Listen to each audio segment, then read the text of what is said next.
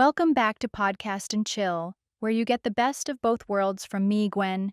And from yours truly, Leo. Hey, Leo, have you ever just felt stuck but couldn't really explain why?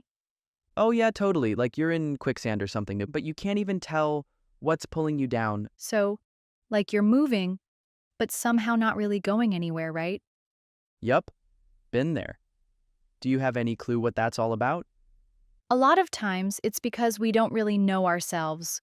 Wait, what? I mean, I'm Leo. I know that much. I mean, the real you, who you are on the inside. If you don't know that, it's hard to figure out what you want or where you're headed. So what you're saying is feeling stuck might actually mean we're in the middle of figuring ourselves out. Bingo! That's exactly why today's episode is all about finding your true self. Cool, let's go.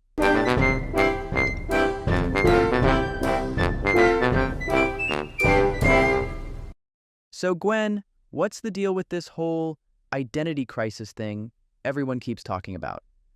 An identity crisis is when someone's struggling to figure out who they really are, what they believe in, what matters to them, and what they want out of life. So it's not just a high school phase? Nope, even though it usually shows up big time in those years. Yeah, I can see that. There was a 2017 study in the Journal of Adolescence. They found that around 67% of young people and young adults went through a serious phase of identity exploration. Wow, that's like 2/3. So it's super common. Super common. But here's the twist. It's not just a young person thing. Wait, older people go through it too? Yep. Eric Erickson, a big name in psychology, said identity crises can pop up multiple times throughout our lives, not just once in our teens. Multiple times? Ugh, that sounds exhausting. I mean, I get why teens go through it. Crazy hormones, life changes, general confusion. But adults? Adults deal with a lot more than we give them credit for. Like what? Think about it. Career changes, breakups, becoming a parent, retirement. All of that can make someone question who they are. Man, life really doesn't let up, huh? It's like it keeps tossing questions at us, and sometimes you just gotta stop and figure yourself out again. Yeah. It's kind of sad, but yeah, totally real. So, if I don't even know what's going on with me, how would I know I'm in a crisis? Good point, Leo. There are some signs. Think of them as the symptoms of an identity stroke. I'm listening. Lay it on me. One big red flag is struggling to make decisions, even the small, everyday stuff like what to eat or what to wear. Okay, that sounds like me every morning. But for real, why is that such a big deal? Well, when you're not sure who you are, it's hard to make choices that actually reflect you. So even the little stuff starts to feel like a major dilemma. Yeah, that actually makes a lot of sense. Yep. You might feel like you're pretending to be someone else, like wearing a mask in social situations. So, kind of like acting? That must be exhausting. Right?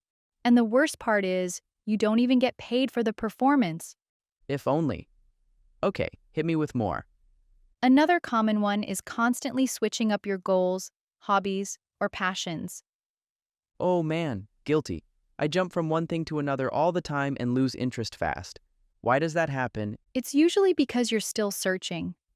You haven't nailed down what really matters to you yet, so nothing really sticks. Ugh, facing the truth hurts a little. And here's a big one. You just feel lost. It's like life has no clear direction or purpose. I guess that ties back to not knowing what you actually want. Yes, that's the connection.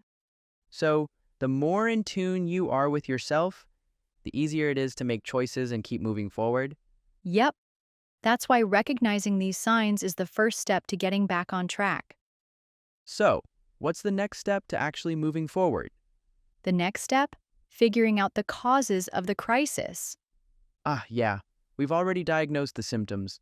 Time to find out what kind of virus is messing with our identity. That's the only right way. So, what usually causes someone to go through an identity crisis? Is it just random, or are there common triggers? Oh, there are definitely some usual suspects. Hit me with them. One big one is social pressure and other people's expectations. Ugh, I know it. When you try to live up to what others want, You lose touch with what you really value. right?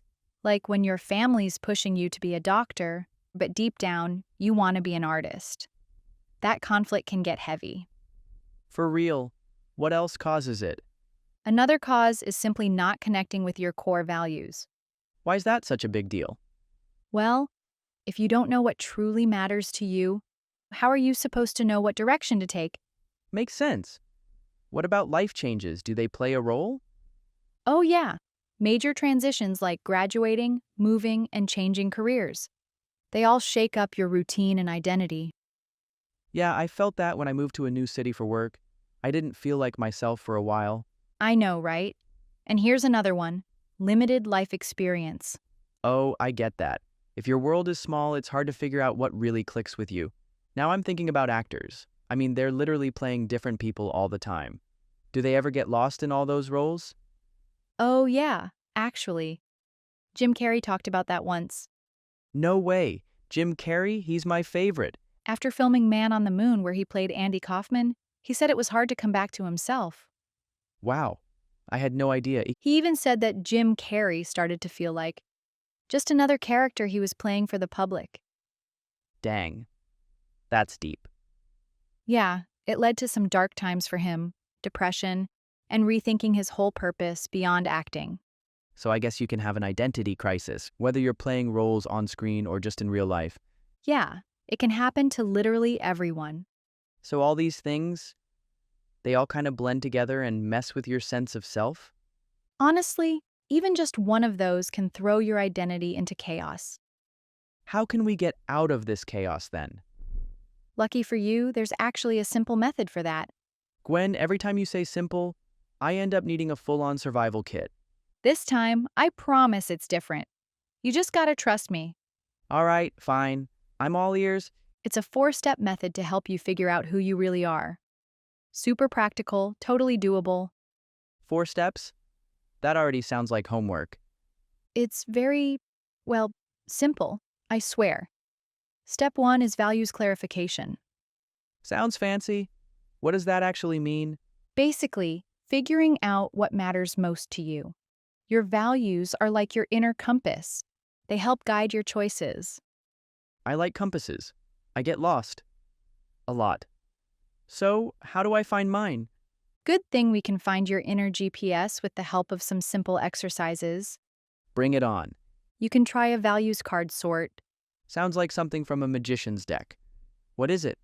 You get a list of about 50 values like freedom, creativity, success, kindness, and you sort them by how important they are to you. So I finally get to admit that naps and pizza are core values? Close, but those might be tied to comfort or joy. Noted. What else do you have? Another is peak experience analysis. Why do all your exercises sound like science projects? They sound complicated, but they're really not. Okay, so why do I do this peak something? Peak experience analysis. Write about 3 to 5 moments in your life when you felt happiest or proudest. Oh, like when I taught my nephew to ride a bike. I was so proud and connected. Yeah, that might reveal values like family, growth, or contribution, So, I gotta identify which values were present in those moments. right? The last exercise for this step is the outrage inventory. That one sounds aggressive. It's just making a list of things that really tick you off. And how does that help? Those usually point to values that feel violated. So, if I hate when people are rude or talk over others, that means I value respect? Yep, you're getting the hang of it. Makes sense. Anger can be a clue to what you care about. Now it's time for step 2 in this 4-step method. What's the second step? It's strengths identification. This means discovering your natural talents and what energizes you. Please say one of the exercises involves eating chips and watching Netflix. Sadly, no. But the first activity, reflected best self, is super heartwarming. Heartwarming? Not bad at all. What's it? You ask 5 to 10 people close to you to describe times they saw you at your best, Why do I need their input? because we're often blind to our own strengths. Okay, I see the logic. What's next? Another is flow state analysis. More analysis? Man, you're turning my life into a lab report. It's worth it, I swear. Just list activities where you totally lose track of time because you're so into it. Why, though? They reveal where your energy flows naturally, and we're more likely to thrive when we build our lives around those zones. Well, I totally zone out when I'm designing thumbnails or making funny voiceovers. If so, the talents you have are creativity, attention to detail, and maybe performance. Stop, I'm flattered. Just stating facts. Anyway, the next method on the line is personality exploration. What's it about? It's about getting to know how you really are in the world, not how people expect you to be.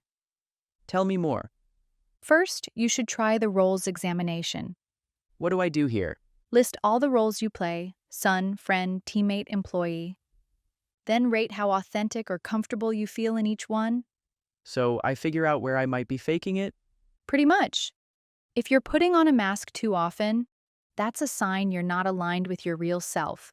Honestly, I feel like I'm acting half the time at work, especially during those awkward team Zooms. What about me? You're the exception. You're like a coworker who snuck in through the friend door. I'll take that as a compliment. So what's next? Then comes the trusted versus adapted self exercise.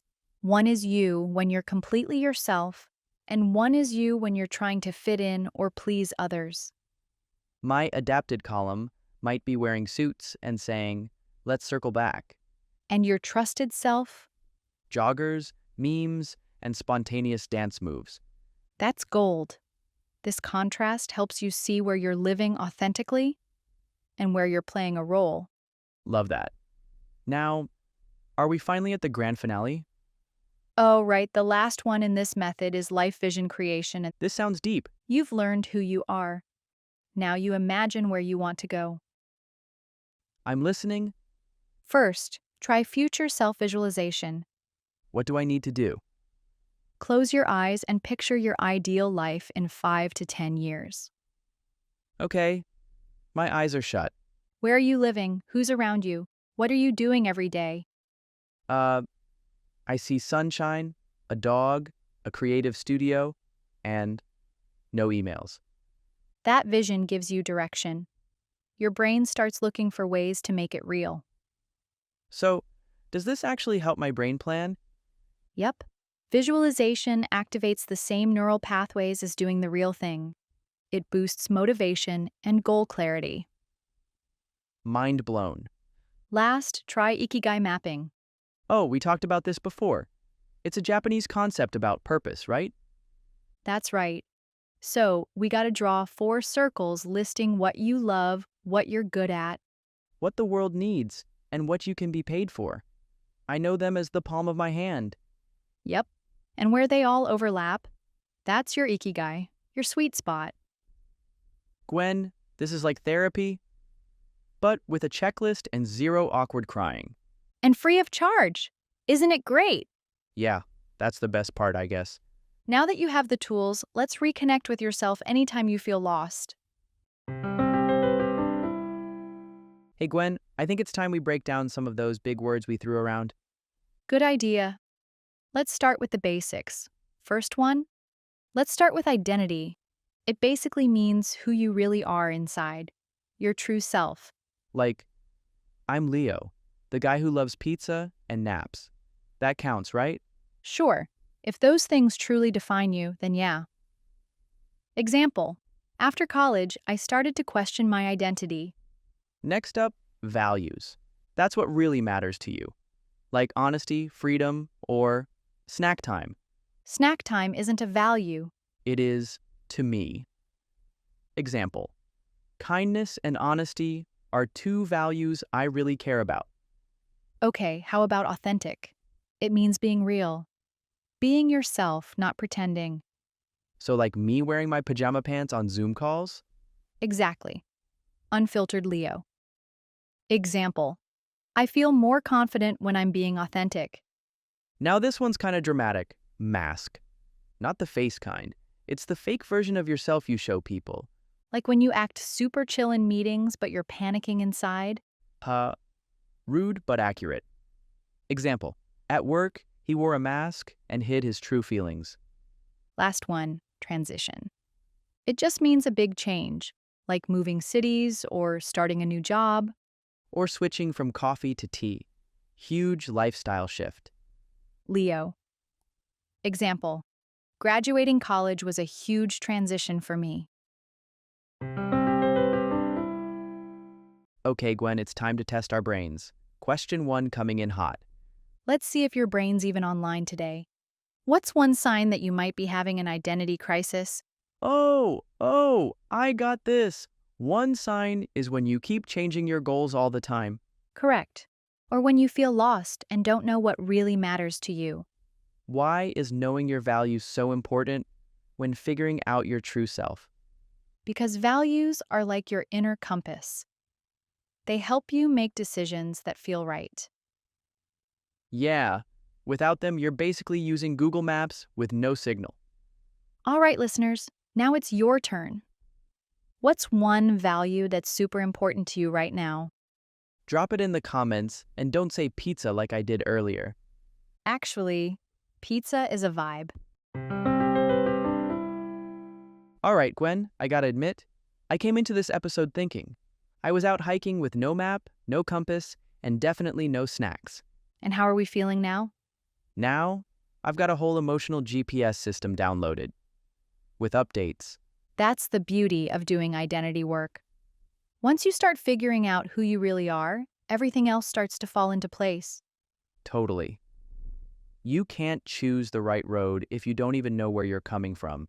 And whenever you feel stuck, keep in mind that it's a symptom. Yeah, that's usually just a sign your sense of self is a little blurry. But the good news? That's fixable. You can explore, define, and live from a place that feels true. Guys, if you haven't found yourself yet, don't panic. Discovering your identity isn't a one-time event. Right, it's a journey. You get to keep growing and evolving. Start exploring yourself using the exercises we talked about. Take small steps to clarify your values and strengths. The more you know yourself, the less stuck you'll feel. What's the first exercise you're going to try? Tell us in the comment section below. Thanks for tuning in, and remember, the most important relationship in your life is the one you have with yourself. Catch you next time.